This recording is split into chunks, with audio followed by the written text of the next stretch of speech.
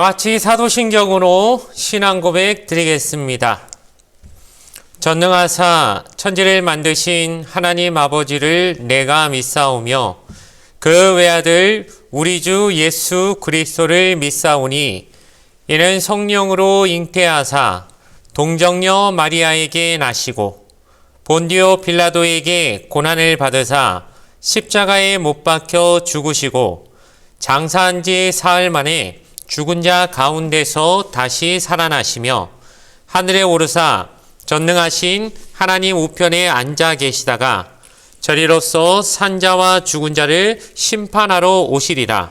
성령을 믿사오며 거룩한 공예와 성도가 서로 교통하는 것과 죄를 사하여 주시는 것과 몸이 다시 사는 것과 영원히 사는 것을 믿사옵나이다. 아멘. 오늘 우리에게 주신 하나님 말씀은 구약성경 창세기 28장 12절에서 16절까지 말씀입니다. 구약성경 41페이지에 있는 창세기 28장 12절에서 16절까지의 말씀, 구약성경 41페이지에 있는 창세기 28장 12절에서 16절까지의 말씀을 제가 읽어 드리겠습니다. 꿈에 본즉 사닥다리가 땅 위에 서 있는데 그 꼭대기가 하늘에 닿았고 또 본즉 하나님의 사자들이 그 위에서 오르락 내리락 하고 또 본즉 야훼께서 그 위에 서서 이르시되 나는 야훼니 너의 조부 아브라함의 하나님이요 이삭의 하나님이라. 내가 누워있는 땅을 내가 너와 내 자손에게 주리니 내 자손이 땅에 티끌같이 되어 내가 서쪽과 동쪽과 북쪽과 남쪽으로 퍼져 나갈지며 땅의 모든 족속이 너와 내 자손으로 말미암아 복을 받으리라.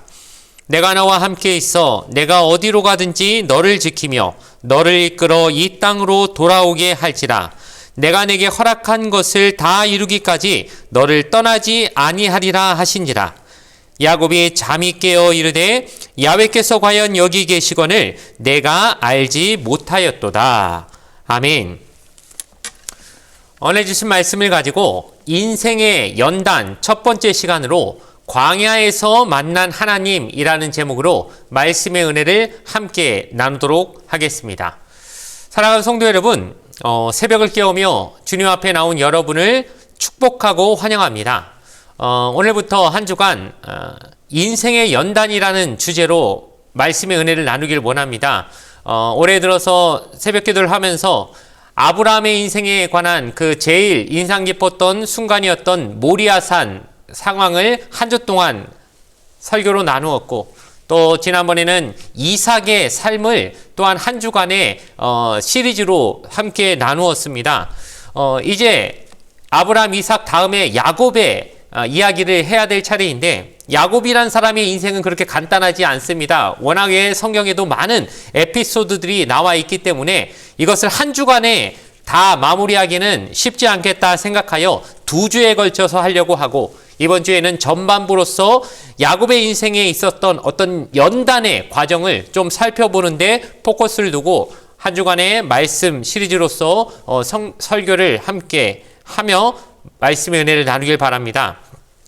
야곱의 이야기는 사실 우리의 이야기라고 할 수 있지요. 야곱은 절대 완벽한 사람이 아니었습니다. 특별히 속임수를 써서 형의 축복을 가로채고 그로 인해 두려움과 죄책감에 시달리며 고향을 떠나야 했던 과거가 있는 사람입니다.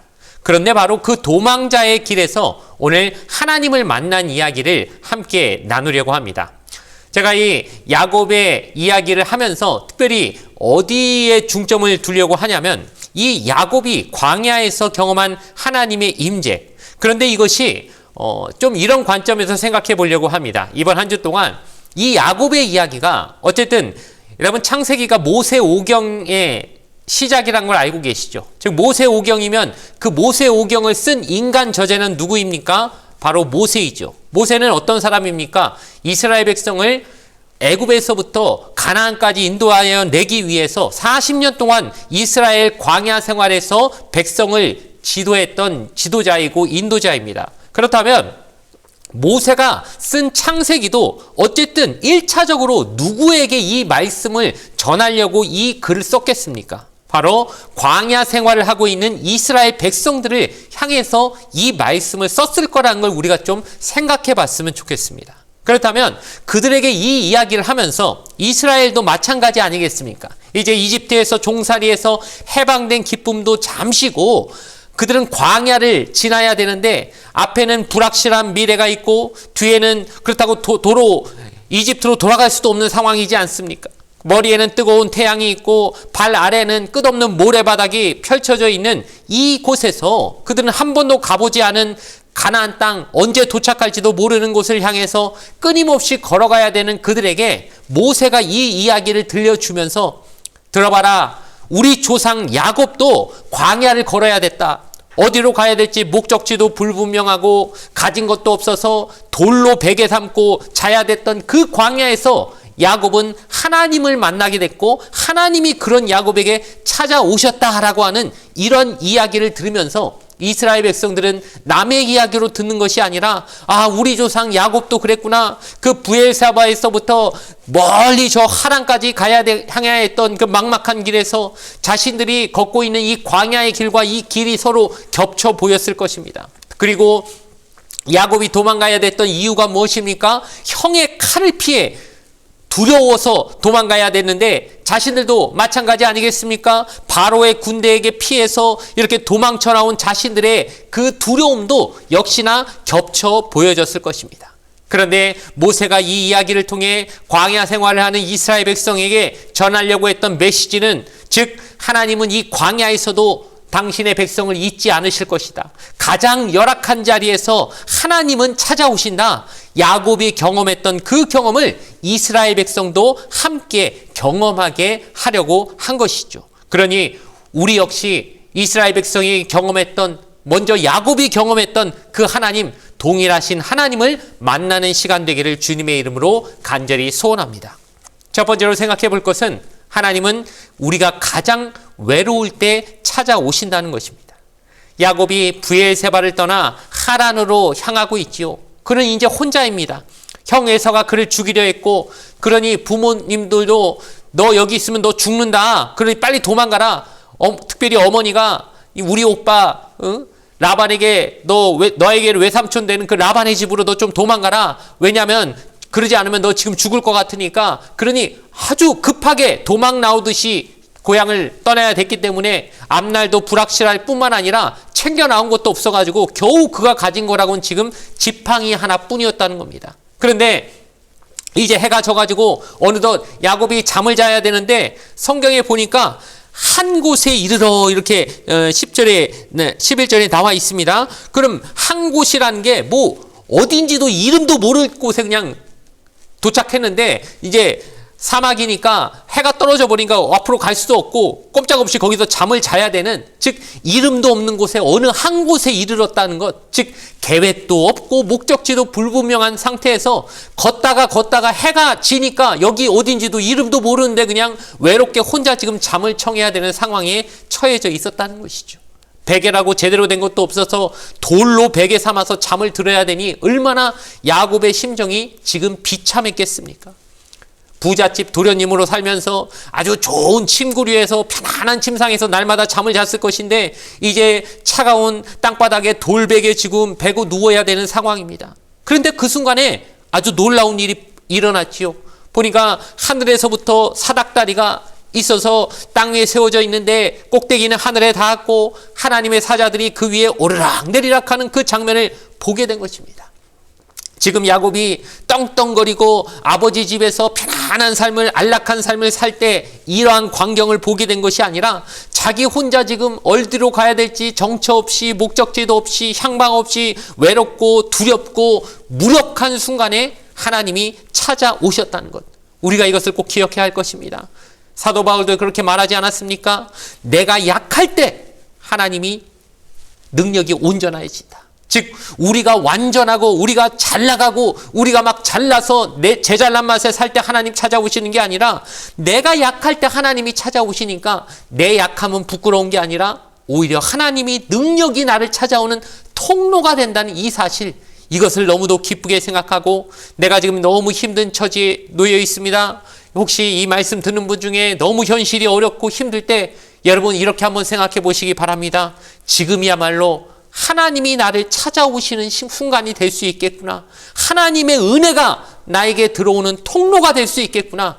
이렇게 생각하며 희망을 버리지 않고 하나님을 다시 한번 붙드는 여러분 되기를 주님의 이름으로 간절히 부탁을 드리겠습니다.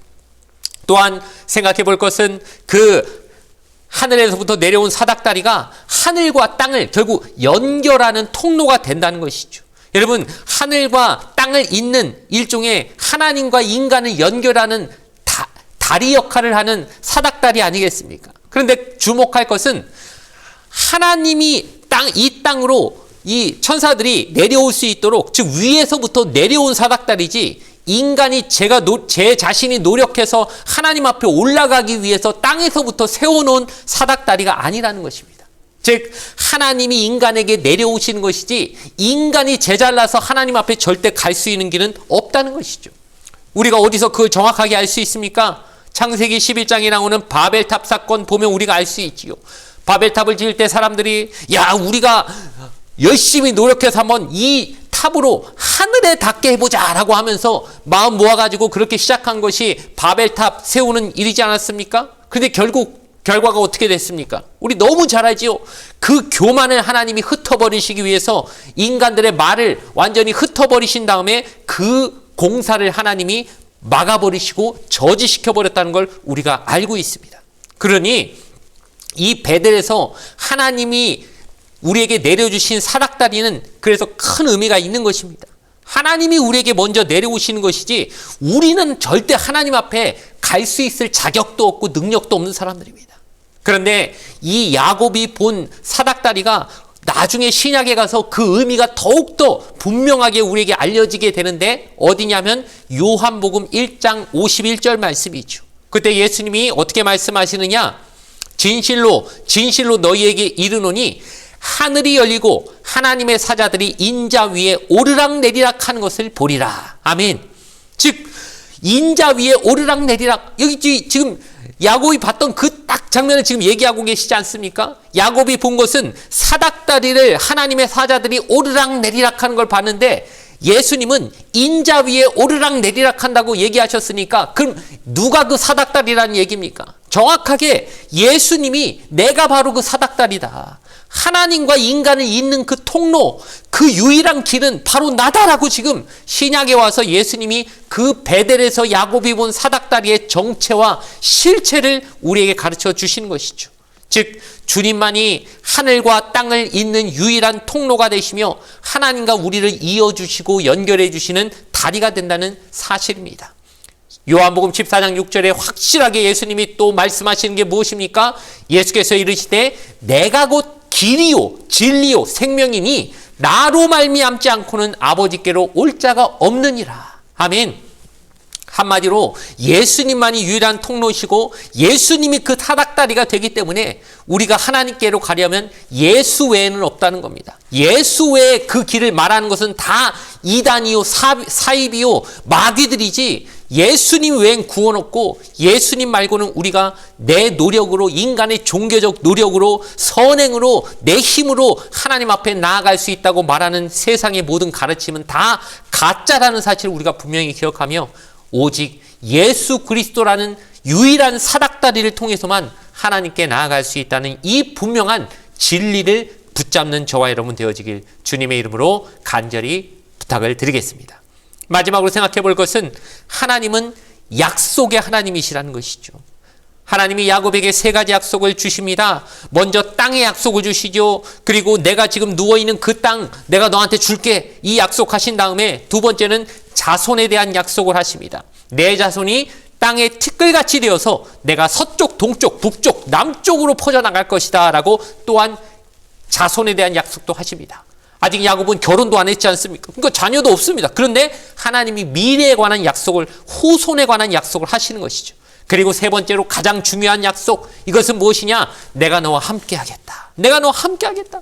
너 어디로 가든지 너를 지키며 너를 이끌어 이 땅으로 돌아오게 할 것이다. 내가 너에게 허락한 것 다 이루기까지 너를 떠나지 아니할 것이다. 얼마나 감격적일까요? 지금 야곱이 홀로 아무것도 없이 지팡이 하나 겨우 의지하고 어디로 가야 될지 향방 없이 그 광야길을 걷고 있는데 얼마나 두렵고 무섭겠습니까? 밤에 그냥 저기 짐승 우는 소리도 나는데 혼자 돌베개 베고 누워 자고 있으니 얼마나 무섭고 외롭고 두려웠을까요?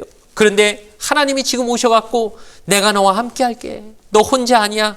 너 지금 어디로 가는지 모르지. 하란 땅 가는 거 한 번도 가본 적 없지. 하란 땅이 있는지도 너 본 적도 없잖아. 근데 너 거기로 가야 되잖아. 그런데 얼마나 두렵니? 그런데 내가 너와 반드시 함께 있어서 너 하란 땅에서 잘 되게 한 다음에 다시 고향으로 돌아오는 그 길까지 내가 너와 함께 있을 거야. 걱정하지 마. 어디로 가든지 야곱이 어디에 있든 어떤 상황에 처하든 하나님은 영원히 함께 하시겠다는 이 약속, 내 너를 떠나지 아니하리라. 여러분, 이 약속 얼마나 감사합니까? 오늘 우리에게 하나님이 변하지 않는, 하나님의 약속, 변하지 않는 약속이 동일하게 신실하게 주어진 줄로 믿습니다. 그러니 야곱이 이 약속 듣고 잠에서 깨어나서 말하기를 야훼께서 과연 여기 계시거늘 내가 알지 못하였도다. 아멘. 우리도 야곱처럼 고백하게 되길 바랍니다. 하나님이 과연 여기 계시거늘 우리 가정에, 우리 직장에, 내 고난의 그 현장 가운데, 내 질병 가운데도 하나님이 계십니다. 여러분, 그거 하나면 충분하지 않겠습니까? 말씀의 결론을 내리려고 합니다. 사랑하는 성도 여러분, 오늘 아침 우리가 야곱이 베델에서 경험한 하나님의 은혜를 묵상하였습니다. 하나님은 우리가 제일 연약하고 외롭고 낮아졌을 때 찾아오시는 분이신 줄 믿습니다. 그런 하나님께서는 예수 그리스도를 통해 하늘과 땅을 연결하시고 우리를 당신의 곁으로 인도하십니다. 그리고 하나님은 변함없는 약속으로 우리와 끝까지 함께 하실 것이고 떠나지 않을 것임을 분명히 약속하여 주셨습니다. 혹시 여러분 가운데 지금 광야를 홀로 지나고 계시는 분은 없습니까? 인생이 마치 돌베개에 누워 자듯이 불편하고 열악한 환경에 처해진 분은 없으십니까? 야곱처럼 앞날이 불투명하고 두려워서 내가 한 번도 가보지 않은 곳으로 지금 홀로 떠나야 되는 이 두렵고 외로운 순간에 놓여 있는 분은 없으시냐는 것입니다.